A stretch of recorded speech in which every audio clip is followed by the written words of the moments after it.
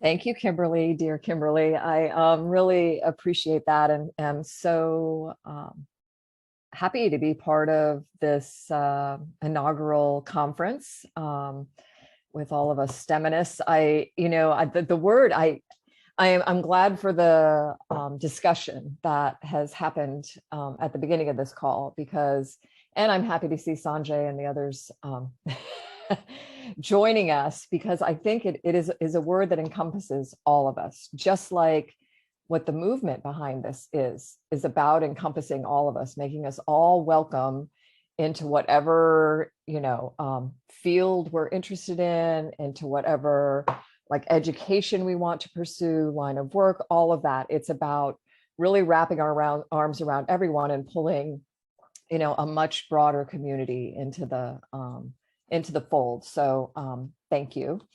And just before I start showing slides, because I'm going to run through some really quickly, but I love the discussion. I usually don't love the discussion of statistics and that kind of thing, but I really have enjoyed this because I like seeing how the numbers have actually improved.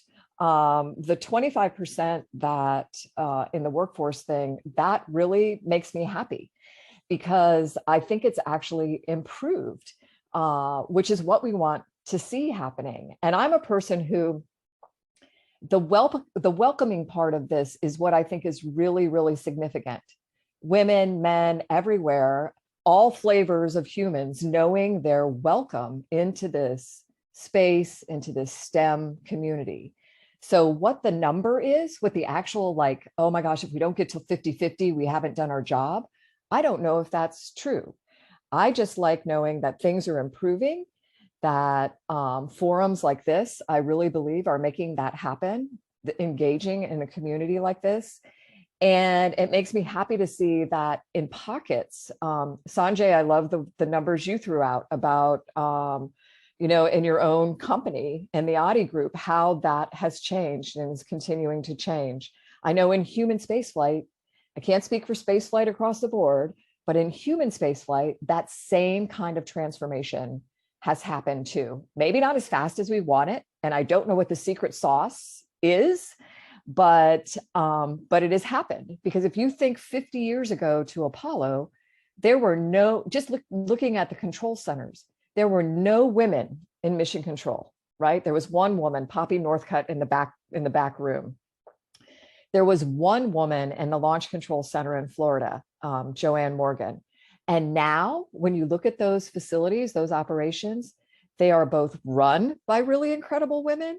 And when you look at all the consoles and the folks that are making up that control center team, it's just this mix of humanity.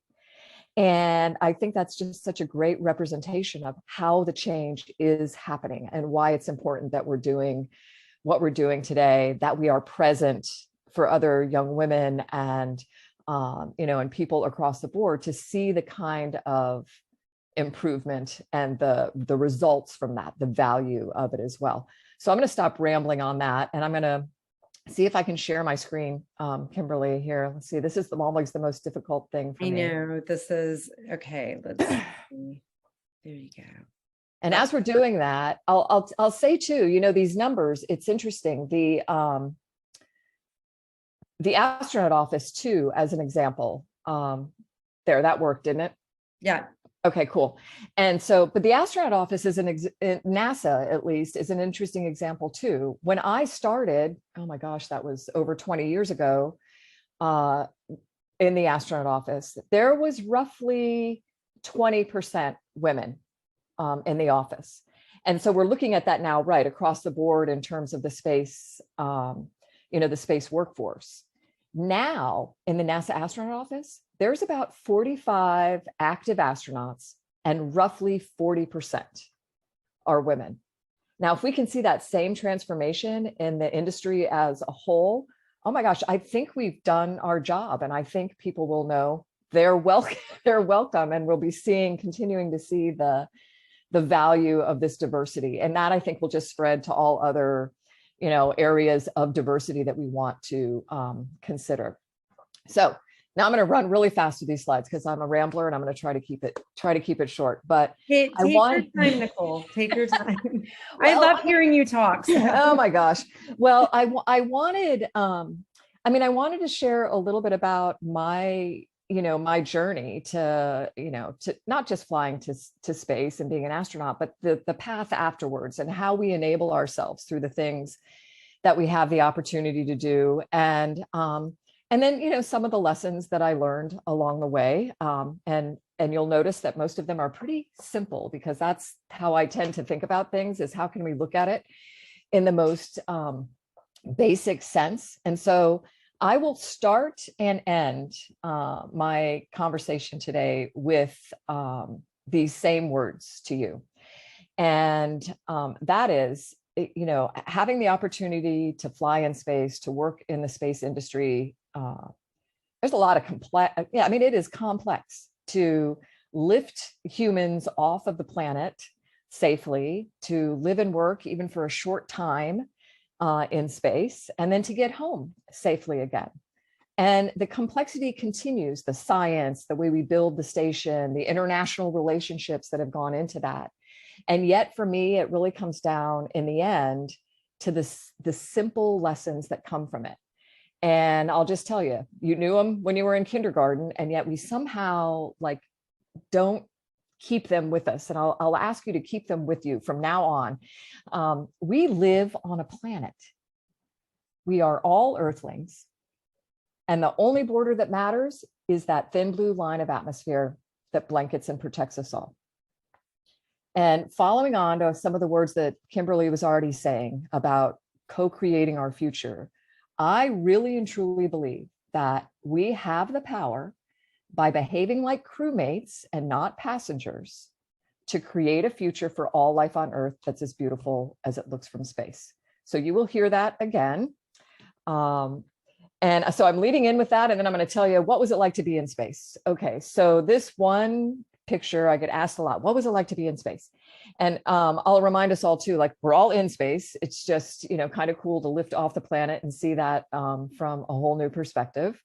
I had the chance to fly in space, spent a little over 100 days between the space shuttle and the space station across 2 missions. And this one picture reminds me, kind of sums up for me what it was like to be in space. It's beautiful. I mean, as you can imagine, it is stunning to look out your window of your spaceship back at Earth at what's around you.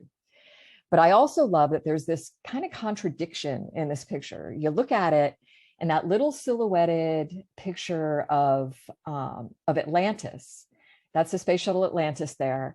I mean, it looks like it's just hanging still in space.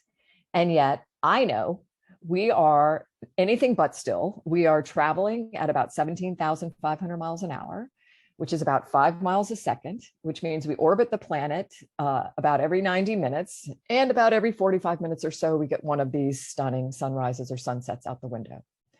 And I know I'm inside that little space shuttle with my 6 crew members. We're on our way home to our families after successful missions. And that my friend Jeff Williams, who I spent a couple months with on the space station, is still there and very thoughtfully took this picture of us as we were on our way home. So all in this one picture, it helps me think about what it was like to be in space. And that path to space, and I think this is true for anything we want to do. And maybe it takes a little hindsight to understand where it came from, but there's the inspiration in it all, right? Somewhere along the line, we're inspired to pursue something we're curious about, or that we really want to know more about, and that we just really enjoy even. And for me, that was flying, wanting to know how things fly, and wanting to fly as well. But very thankful to parents who shared what they loved with me. And my dad, growing up, built and flew small airplanes like this. And so as a family, we hung out at the local airport. We spent a lot of time at the local airport. And I developed this love of flying myself too. And I think I developed a love of seeing, like being lifted up and seeing things from other special vantage points, like being in an airplane and then ultimately being on a spaceship. And I am in this picture, but too little at this point to even have my head pop over that front cockpit. So my dad would very kindly roll that airplane and loop that airplane for me, to get a little view of what was below me and above me. Now, that inspiration is what, I credit it with helping me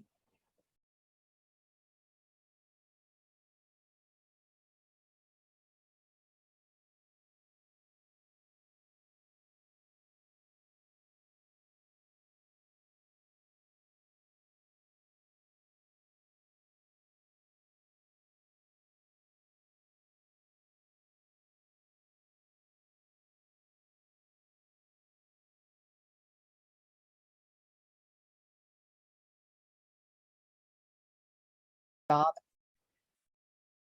that I got a job as a NASA engineer, worked on the space shuttle program and the space station program as it was building up, for about 10 years as a NASA engineer. And I'm the one with the big hair and the purple shirt in this picture out on the runway, got to see every aspect of what it took to get a space shuttle ready to launch. And that included seeing the astronauts coming through and learning more about what they did, and working with people who believed that the care and feeding of these spaceships was their responsibility. Such a great group to be working with, and learning things like, man, we can pursue things, really challenging things, if we believe there's a solution to every problem. That got instilled in me here. If we work to kind of an ethos of here's how we can, not why we can't. Oh my gosh, I have that I have it on my little astronaut. I've had it on my desk ever since I learned that lesson. It just has followed me because it is such a positive way of engaging for solutions to any problem.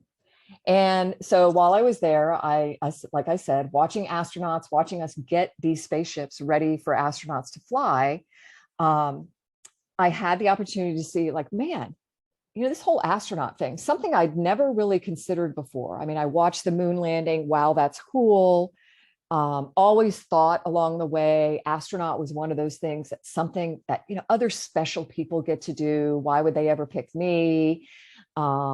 And it was working at KSC where with the mentors, the leaders that instilled those, here's how we can, though there's a solution to every problem, in me, encouraged me to do the one thing I had control of in that whole process, which was to pick up the pen and fill out the application. And I'll tell you, they didn't say anything. I'm so thankful they didn't lead in with, oh, Nicole, thousands, tens of thousands of people apply to this. It's really not likely that they didn't say any of that. And they didn't do the opposite either. They didn't go, oh, Nicole, you'd make the greatest astronaut, there ever was. Though I'd like to think they'd say that now, I'm not sure, but they just really, it's like they gave me permission to do the one thing I had control of in that whole process, which was to pick up the pen and fill out the application. And that was exactly the kind of support I needed. I would not have done it on my own. Very thankful to have gotten an interview the first time, but I did not get selected. They did offer me a job, though, in Houston, flying on this airplane that's in the bottom left here, the shuttle training aircraft, which we use to train astronauts to land the space shuttle. And for somebody who wanted to know how things fly, wanted to fly, this job, being in airplanes and working with, I didn't think it could get any better. And then 2 years later, interviewed again and was selected into the 2000 class of NASA astronauts. That was the 18th group of astronauts. These are all the crazy folks I got selected with. I love this picture because to me, it represents, first of all, I see all these people and I love them and I see their personality in this picture. And when we took this picture, it was probably 2 weeks into being selected and we didn't really know each other that well, but I would look at it now, I see them in this picture. I also know that not one of us got to this place the same way. Even though we all at some point said, hey, I'll pick up that pen and fill out the application and wanted to do this, we all had these different paths, which I think is so important for people to know, is that there isn't necessarily the checklist. If I do these 5 things, they'll pick me. And kids really get wrapped up in that a little bit. Like they want to know, what are the things, if I do these, I'll get selected. And sadly, there's not that. There's the criteria that goes along with it. But in this picture, I see from the career side, I see oceanographer, geophysicist, engineers, fighter pilots, test pilots, medical doctors, biologists, all in the mix. And I also see artists and house builders and near professional water skiers and rock climbers and musicians and chefs, and which is all very important too when you want to throw a crew of diverse people together and have success. And I can tell you on my second mission, 5 of the 6 of us on the mission were from this class, and we were successful. And our nickname was the Bugs. We got that name from the class before us. The class before you always names you. Here, I'll go back so you can see. I don't know if you noticed the shades and the bug antenna, but the class before you, its attrition always names you. We loved the bugs because most bugs have wings, which means you might actually get a chance to fly, which is what astronauts want to do. And we also thought it was much better than names like maggots and sardines and penguins and things like that. And bugs came from the fact that we were, 1999 rolled into 2000, and there was this whole idea of the millennium bug, and all those zeros were going to crash computers and end life as we know it. So the class before us thought that was funny.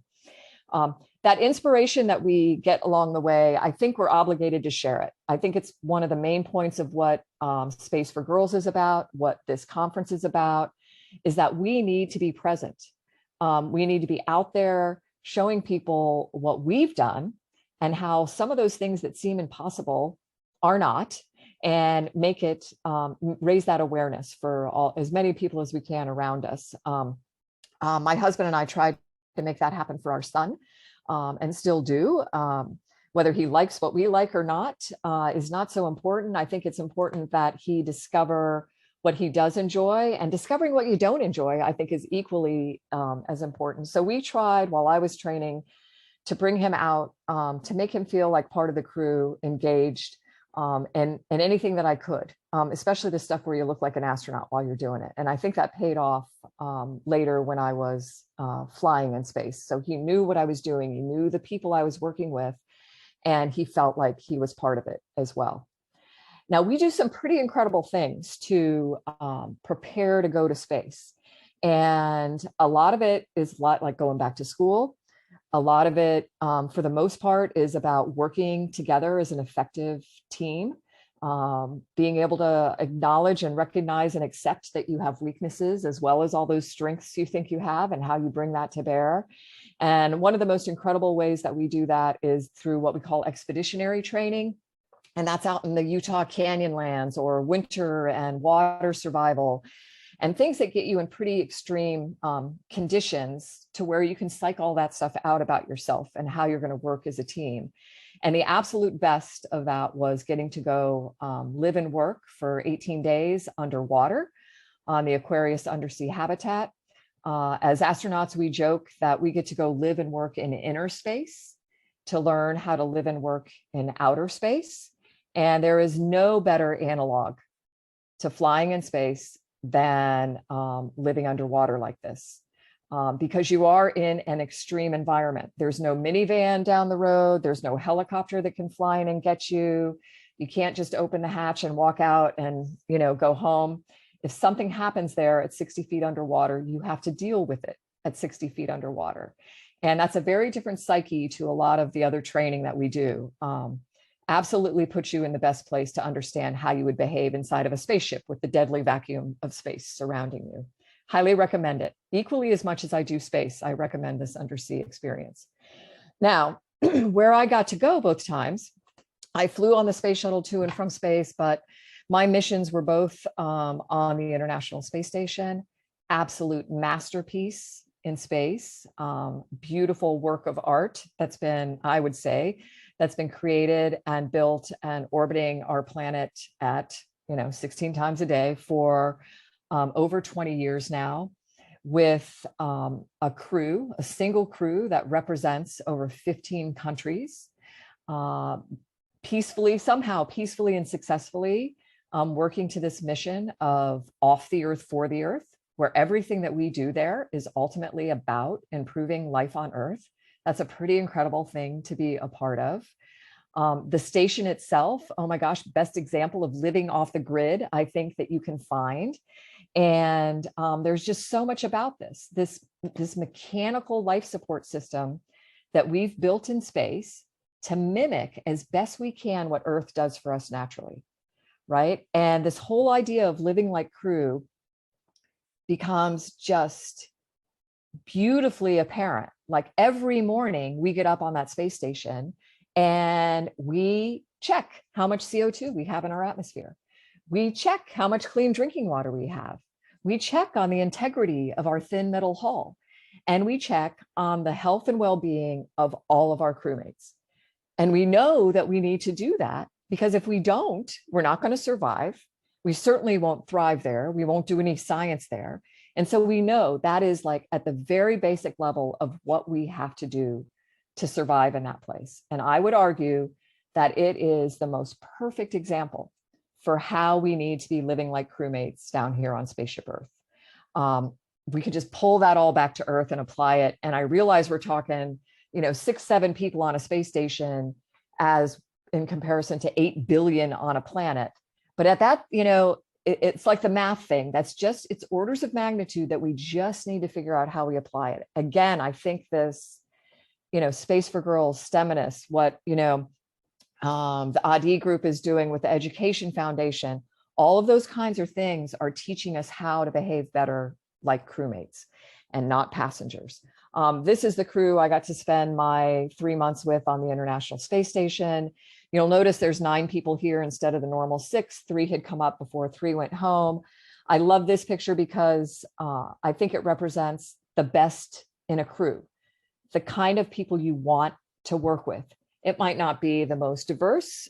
There is definitely a lot of experiential diversity in this picture that you might not see through the faces that are smiling at you. And there's certainly international diversity, but the personality of the people you work with, I think, is key. Being with people on whatever mission you're on and enjoying what you're doing. And you should enjoy that time in space, working on science, doing whatever you're doing, you should enjoy it. But you should also know that the people you're with will have your back when things don't go as planned. When it's hitting the fan, like it will happen. I trusted that every single one of these people in this picture would be there for me. And I believe that they trusted I would be there for them. And I'm not sure if you noticed, we all have red noses, like clown noses on in this picture. And that's because the gentleman second from the left in the front row, his name is Guy Laliberté. He was the owner, founder of Cirque du Soleil.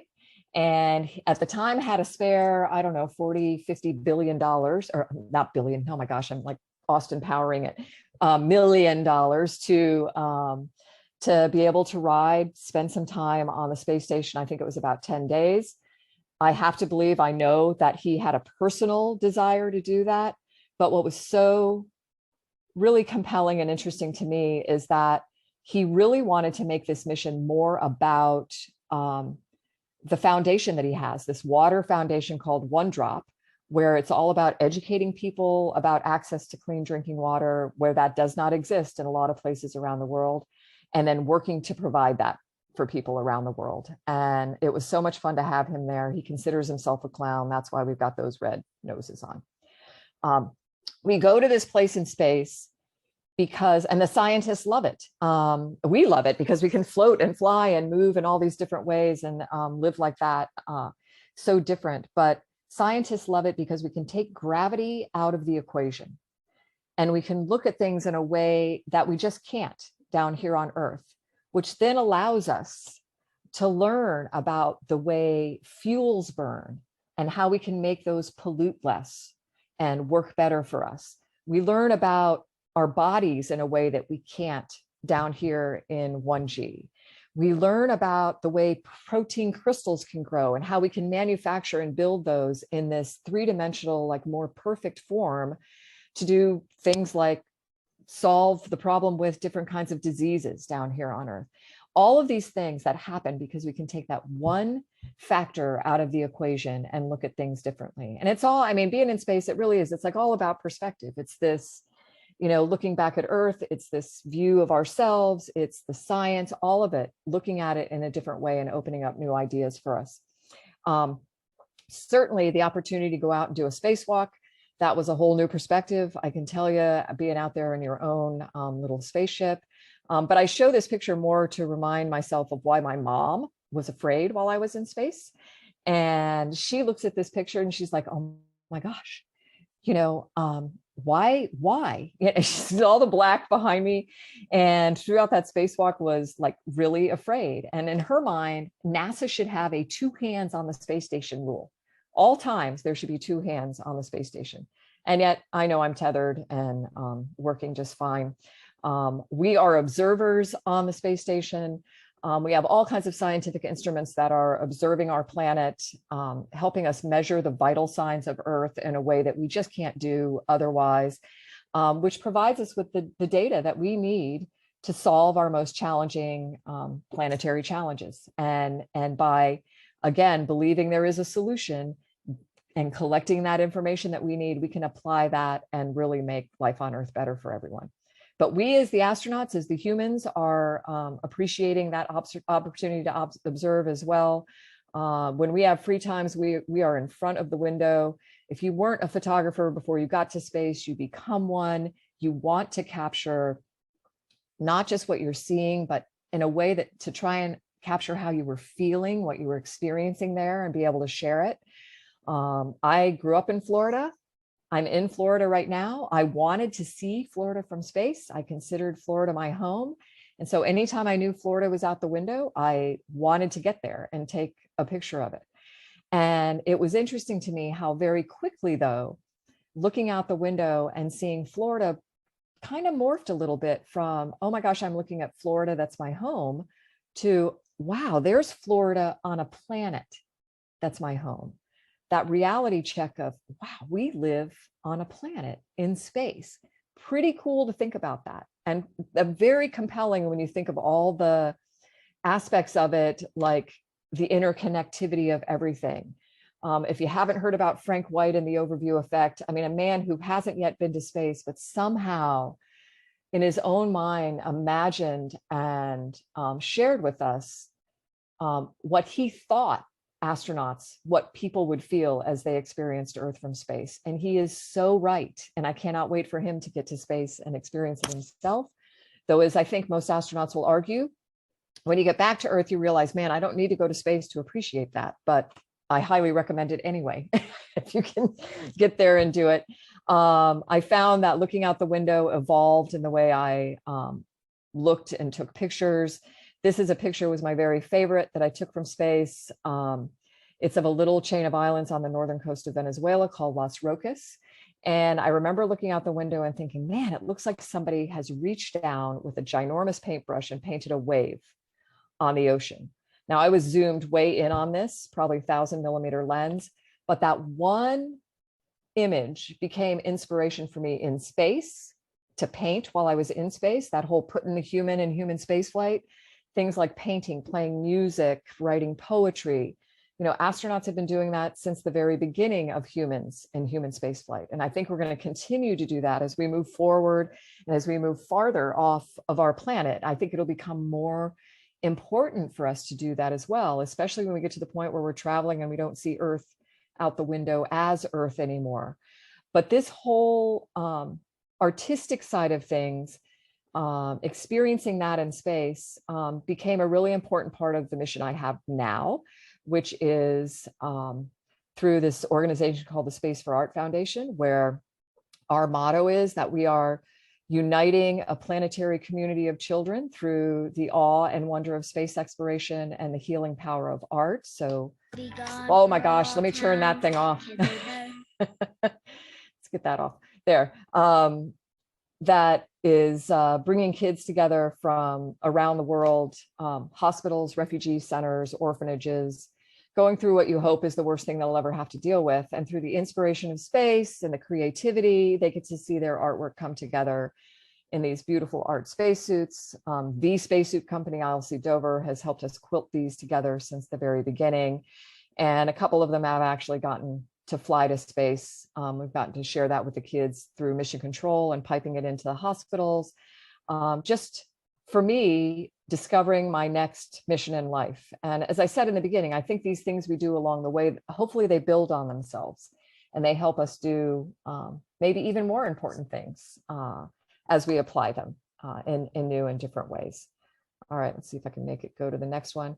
And then I'm just going to wrap up again with these 3 simple lessons. And I share this picture. I used to use Earthrise because, oh my gosh, I still maybe don't think there's any more compelling picture of this reality of who and where we all are in space together than Earthrise. But we are going back to the moon, right? We are going to establish permanent settlements there. We are going to have right off the bat a diverse population of people making that happen, not just from, racial and gender diversity, but internationally again. And we are going to have these views of Earth from space. And it should cement again for us this fact that we live on a planet, that we are all Earthlings, that the only border that matters is that thin blue line of atmosphere, and that by behaving like crewmates, not passengers, we have the power to create that future that Kimberly's talking about, that is, as for all life on Earth, as beautiful as it looks from space. Thanks. And I tried to move it, Kimberly. I'm sorry. Oh, Nicole, it's incredible. And I just am blown away by all of the experiences that you've had in your life. And I know that you have taken the time to document many of those experiences, and would love for you to take a few moments to talk about your book. Thank you. It's your second book, right? Oh, I wish. Okay. Well, I feel like it feels like it. There needs to be another book. But there's so much, I mean, between being an astronaut, aquanaut, artist, incredible philanthropist. I mean, the work that you're doing and traveling all over the world, inspiring young people, young women, it's just, and to have been able to capture that in your book. I would love to, number one, celebrate that, but would love to hear about your book. And then also if you can share in the chat how all of those that are joining today can get a copy. Okay, cool. Yeah, I will do that. And thank you. I was actually using one of them to prop up my computer a little bit here, but I'll just show you the picture. I don't know. I've never used one of these backgrounds before, so I don't know how to get something in the view. Maybe it's not even if it's even with me, it's not working. Anyway, there it is. Back to Earth is what it's called, and the subtitle is What Life in Space Taught Me About Our Home Planet and Our Mission to Protect It. And I never wanted to write a memoir, right? I never felt like that was the important part of the experience. I felt like, maybe some of these memoir-y things, anecdotally and experiences, kind of filled in with the way that we have learned how to live peacefully, successfully on this mechanical life support system in space that I described as an international community really does speak to how we should be doing that same thing as crewmates down here on Spaceship Earth. So that's what I've tried to do, share some of these lessons along the way. Built into all of that is the 3, planet, Earthling, thin blue line, and this future that we can have. But showcasing work that's going on the space station that I don't think a lot of people really realize or understand, this off the Earth, for the Earth idea of everything we're doing there ultimately being about improving life on Earth. And then having the opportunity to showcase really wonderful Earthlings who are already applying those things or doing things on like a massive scale that is what helps me hold hope that we will overcome our most, daunting planetary challenges. So I hope people will read it, and I hope what I'm really hopeful in it is that people will find their own call to action through it, like find something that really connects with them and maybe makes them aware of something they never knew about before that they just really want to like latch onto and do something with. So please. And well, we would love to thanks, share a Kimberly. link on our website and dedicate the space. And we've talked about this, and I'm still waiting for you to come visit me. I know. I can't wait. I can't wait. We will figure it out. Yeah. But what I would love to do is, share the recorded presentation that you just did, along with the link to purchase your book.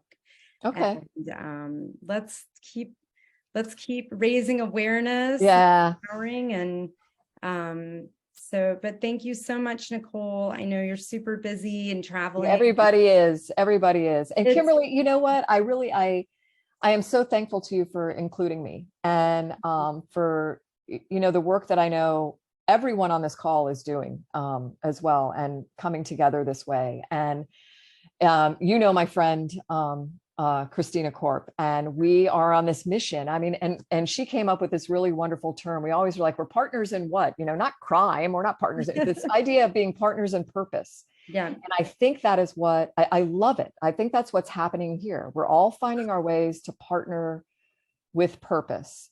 And if we can, if we can learn how to live like crewmates, that purpose is amazing. And if we can start making more and more people aware of all these things that are going on in space that have already, that are, and that really have the power to help us solve our problems, man, I feel like So women, this is so important, and you support so many different women throughout the world.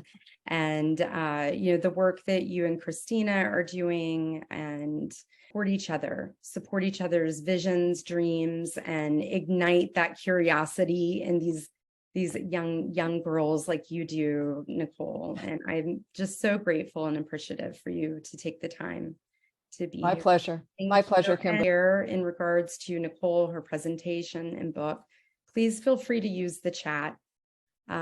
So thank you so much, Nicole. Thank you. And if you're I just want to say one thing, if I may, Kimberly. Yes, go ahead. Absolutely, son. Yes, as one of the rare men in the room.